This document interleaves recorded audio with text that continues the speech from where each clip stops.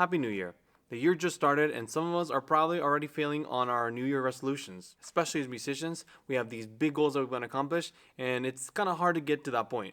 If you're new here, my name is Francisco Quixtan, or the Quixotic Artisan, and I make videos about music, music education, my own musical journey, playing instruments, conducting, a little bit of everything. And today I really want to focus on realistic goals that we can set for the new year that will help us as musicians. These resolutions can be accomplished by vocalists, instrumentalists, jazz musicians, classical musicians, just anybody that does anything with music. And these are done by me. I have a music education degree, I have a clarinet performance degree, I am currently studying music business at Berkeley, and I've been teaching K through 12 for a little too long. So the first resolution is to be realistic.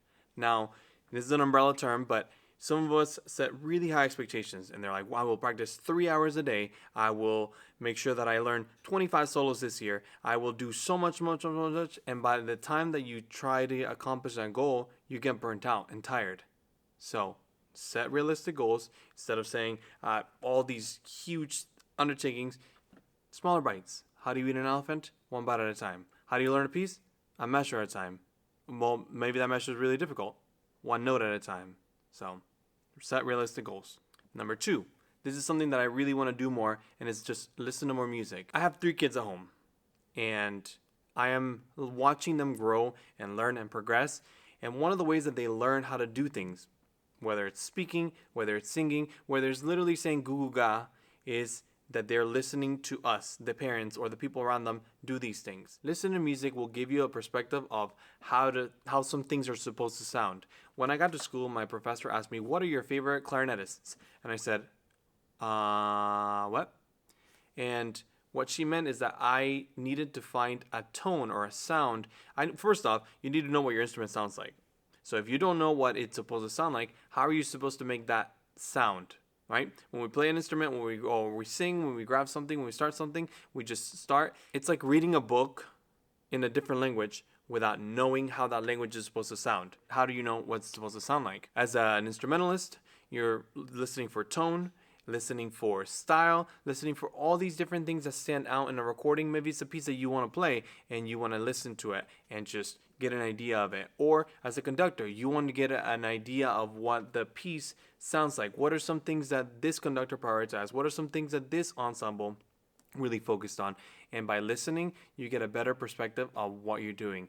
And it can be counted as practice without necessarily having to pull your instrument out or having to sing or having to pull your music out. You can do that while you're driving.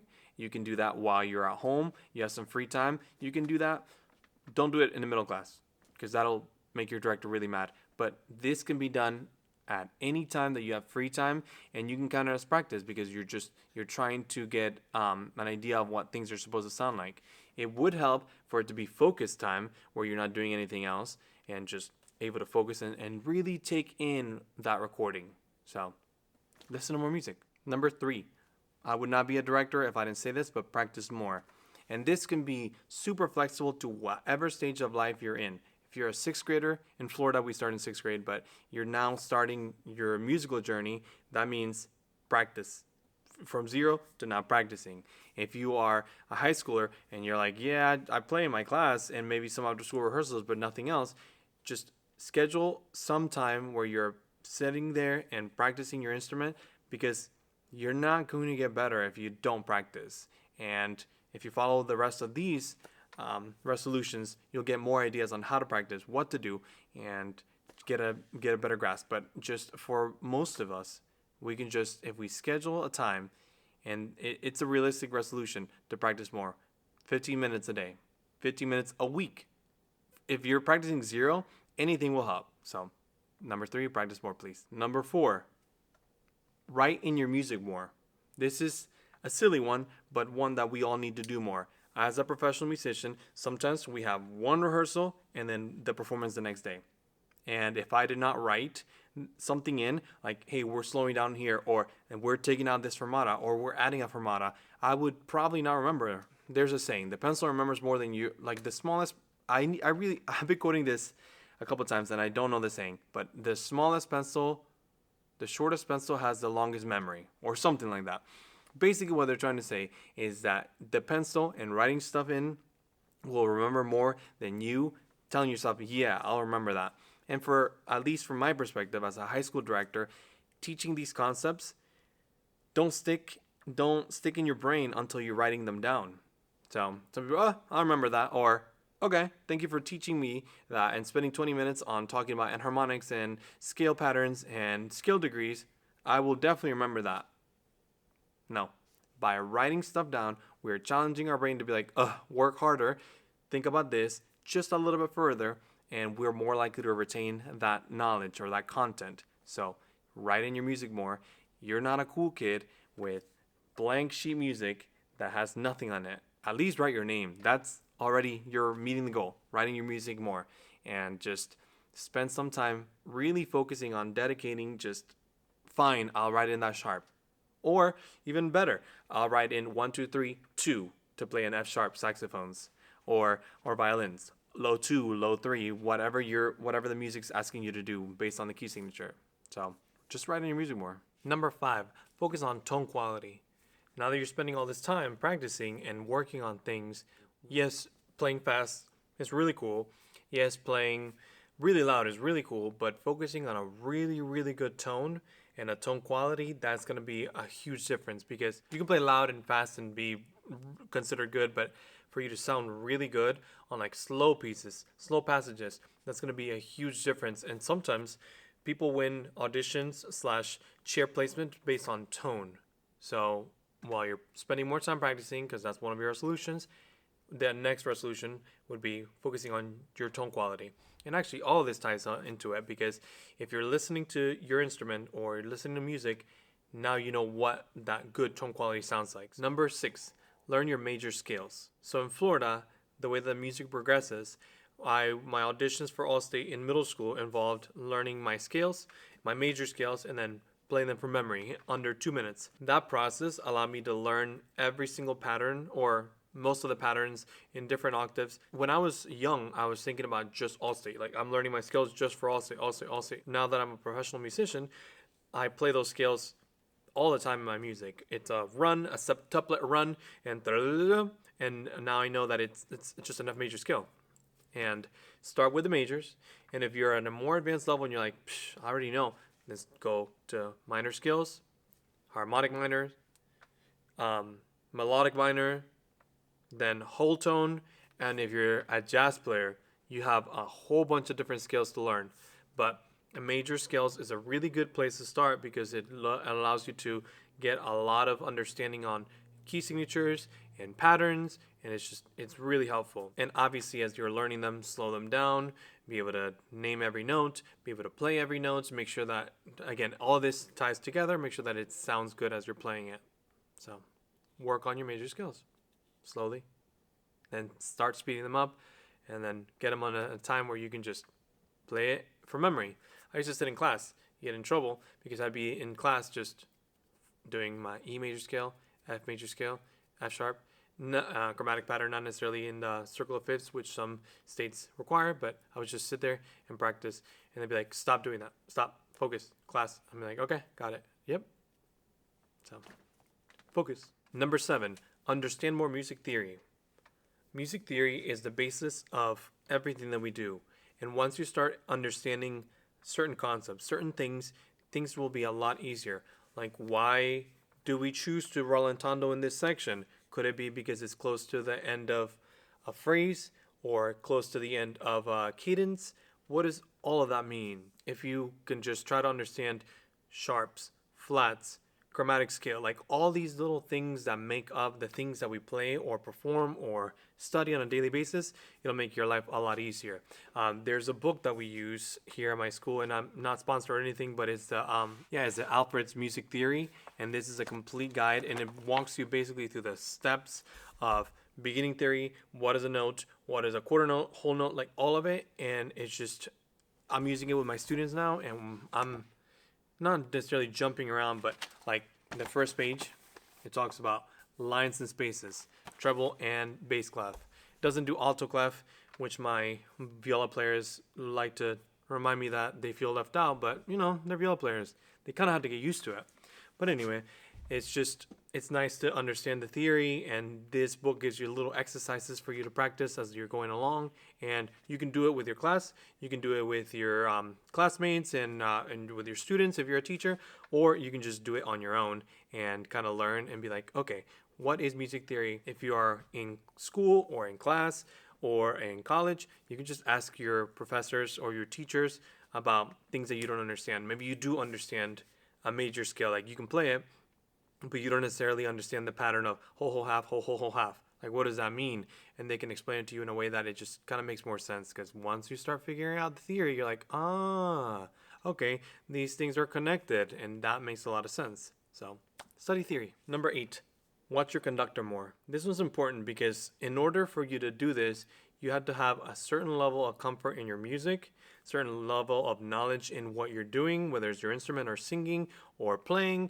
It's just you have to be more comfortable and stepping a little bit away from your music so you can watch and then start to understand the patterns. Like, what does the right hand going to the right mean? Or what is up, what does down mean? No, I definitely feel like my students are more in tune, pun intended, with what we're doing or what I'm asking for them to do as we're playing and performing when they're watching. Especially when we're, one of the most important parts to watch is when you're speeding up or slowing down, or getting louder, getting softer. So it's always important to watch, but make a personal challenge to just watch a little bit more, because then you'll be stepping away from the place where you're just playing music and you're performing music. Like, that's where that expressiveness comes from. That's from that musicality, and most directors, most conductors are trying to get to that level. So just watch. Number 9, start learning your minor scales. And we're just going to do natural minor, because I am adding this as major and minor as 2 separate ones, because they are technically different scales, but once you learn the pattern of major, start in a different note with the same key signature, and that's technically minor. And this is not a video about scales and the theory behind it. That's kind of for you to do and for your teacher and for others to kind of help you with. But as long as you start the process of understanding key signatures and minor scales and how those two are related, then you're starting the process. Same thing with scales, just slow, steady, understanding them. And I didn't mention this with the major scales, but with minor scales, with any scale, just writing down the names and seeing C, right? C, D, E, F, G, A, B, C. Then D, D, E, F sharp, G, A, B, C sharp, D, and so on and so forth. Or you can follow single patterns. So C goes to G, G, A, B, C, D, E, F sharp, G, and writing those down. What about a minor scale? What about, so we're in the key of C, right? C, D, E, F, G, A, B, C.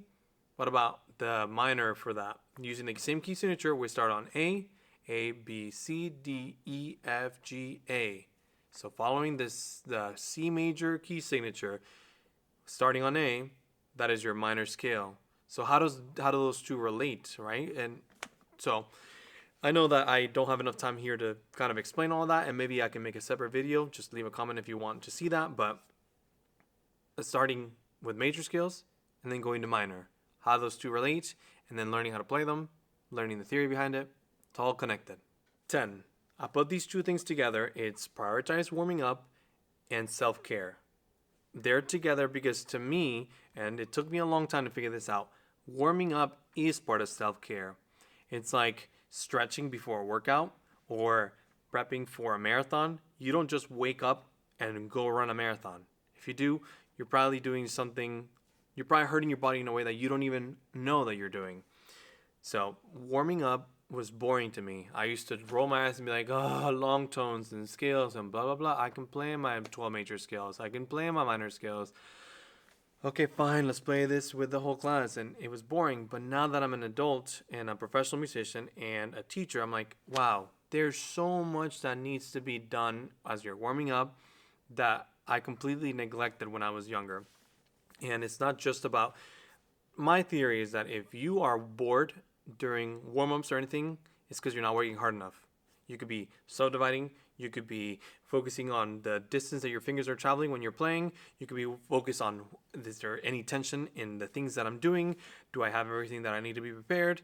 Like, you need to make it almost like a ritual where you're like, okay, I'm going to start doing something, whether it's practicing or playing or being part of my ensemble in school and class, and then saying, okay, I need this, I need my music, I need water in case I get parched or in case I, part of the process, I need this, that, and the third, I need a pencil, and then, and to me, that is part of self-care. But in that same breath, making sure that you know how to handle all of that, how to do. One of the other resolutions was to practice more. How do you take care of yourself as you're doing that? And there are so many different resources and many other people that can just talk about like stretches for singers or warm ups and warm downs for brass players or starting reed processes, which I've done, and how to put together all of that stuff. So as long as you're taking an intentional step to figure out how to warm up and do self-care as you are progressing through music as a musician, depending on how much you're practicing, and depending on what you're doing professionally or semi-professionally, it's really important. And last but not least, this one's important and can kind of apply just to instrumentalists, but if you think about your voice as an instrument, it can also apply to you, but just do some basic instrument care. So I have a violin here, and like, do I know how often I need to change my strings? Do I know how the tuning, the oils, and do I know how to clean? Do I know how to take care of? Do I know how to manage and all those things? Do I keep it in my car? Like I forgot it, like temperature wise, just obviously, hopefully your director or your teacher has told you and showed you how to do this, but if they haven't, then you need to take some steps on knowing how to take care of it. I remember I got my first instrument, instrument care. This chin rest is loose, so I had to fix that. Anyway, I got my first professional clarinet when I was in high school, and I just started playing it, and the only thing that I knew is don't take it outside because it's made out of wood and it could crack. But after that, I didn't know the process of how to get it started. Maybe don't play on it for hours as you get started. How often do you have to do repairs, cleaning, the pads, everything? I didn't know. And it took me basically till I was a professional to be like, oh, I was just completely taking poor care of my instrument. And same thing with singing. I'm not supposed to be drinking soda or milk before I do a rehearsal, or I'm not supposed to be doing this, that, and the third. Taking those initiative steps of researching and finding out, or even asking your teachers, professors, like, how do you recommend that I take care? Like, let's say, for example, I'm sick. What is the process of me playing or singing? What does that look like? Is it different? Is it the same? Just some basic self-care. Or, Mr. or Miss, is there a store or something that you recommend for me to take my instrument? How often should I do it?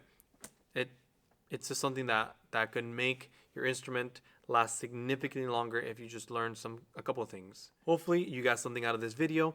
You saw some things or you heard some things that you're like, you know what, I've never done that, or I've never thought about it. Resolutions can be this list of things that are have-tos, we have to do, or we would like to get done by the end of the year. And sometimes we set unrealistic goals and we set ourselves for failure because we think and we try to buy more than we can handle.